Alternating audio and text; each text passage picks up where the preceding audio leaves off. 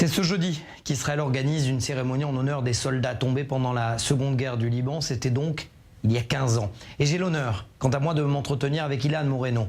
Nous nous connaissons depuis des années. Ilan, merci d'être avec nous, avec moi, dans cette émission des Défenses. Vous êtes le père d'Emmanuel, lieutenant-colonel des Sayeret Matkal, des commandos Matkal tombés sur le terrain pendant la Seconde Guerre du Liban.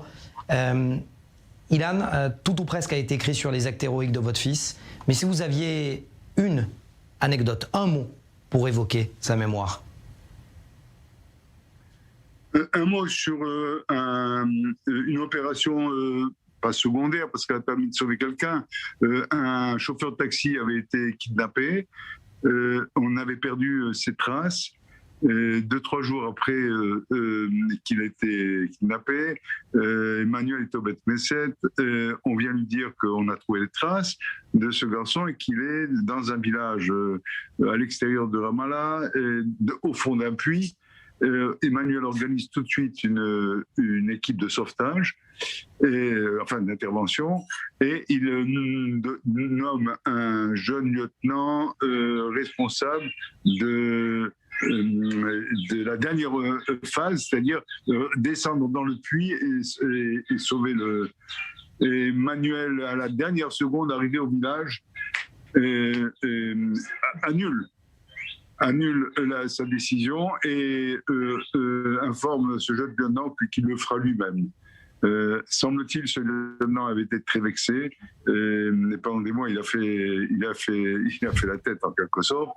Et un beau jour, c'est ce lieutenant qui me raconte après la mort d'Emmanuel. Il dit, on tape à sa porte, 6 heures du matin. Il ouvre, il voit Emmanuel en uniforme, ce qui n'arrivait jamais. Emmanuel n'était jamais en uniforme. Et il dit qu'il se passe quelque chose. Il dit non, ce soir c'est Yom Kippour, je suis venu te demander pardon. Jusqu'au bout. C'était ça la vie d'Emmanuel. Est-ce qu'on peut rappeler à nos téléspectateurs comment il est tombé et surtout quelle était cette unité justement des commandos Matkal?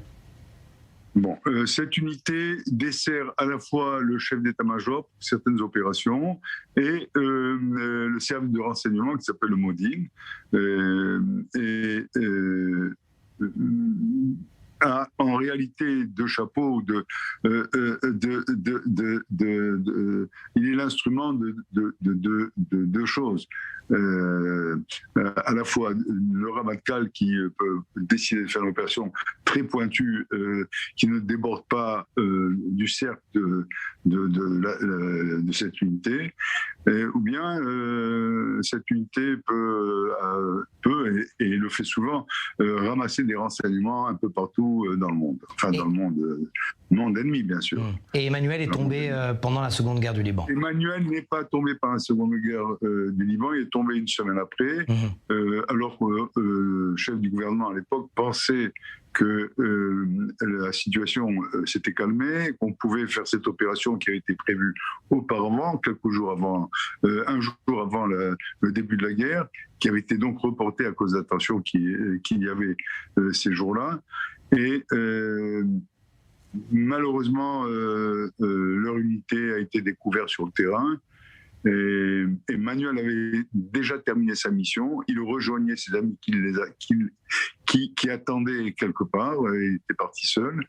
Et ils sont remontés en jeep et ils sont tombés sur une embuscade. Et Emmanuel a été tué pratiquement dès les premiers tirs. On sait, Ilan, que le visage d'Emmanuel ne peut pas être dévoilé. Est-ce que pour vous, c'est plutôt à l'inverse une sorte de thérapie, c'est-à-dire que votre fils vous appartient à vous et appartient peut-être moins aux autres?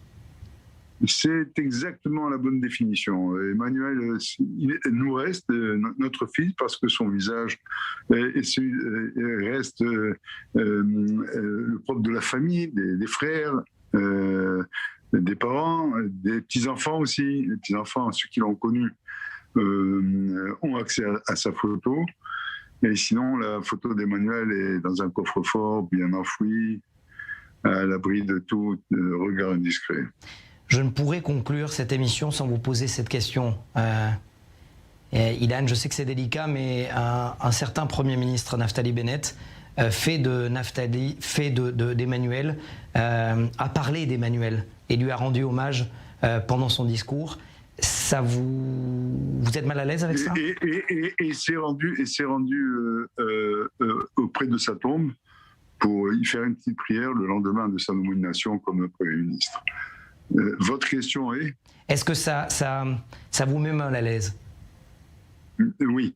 Mais bon, on ne peut pas empêcher le chef d'État, si cela lui semble important, de faire ce qu'il a fait. Mais en vérité, oui, ça nous met mal à l'aise. On aurait préféré que plus de discrétion, qu'il y ait plus de discrétion autour d'Emmanuel et de sa mémoire. Mais bon, c'était le meilleur ami d'Emmanuel. Difficile de... Je vous réponds honnêtement, oui, ça nous a mis mal à l'aise. Mais bon, on ne peut même pas lui reprocher. Et on n'a pas fait. Merci Ilan Moreno d'avoir accepté cette invitation. On se connaît depuis pas mal d'années. Merci à vous et votre épouse d'avoir accepté. Et on passe de la mémoire d'Emmanuel à la joie. Je sais que vous célébrez le mariage de l'un de vos petits-enfants. Merci à vous. Merci à vous.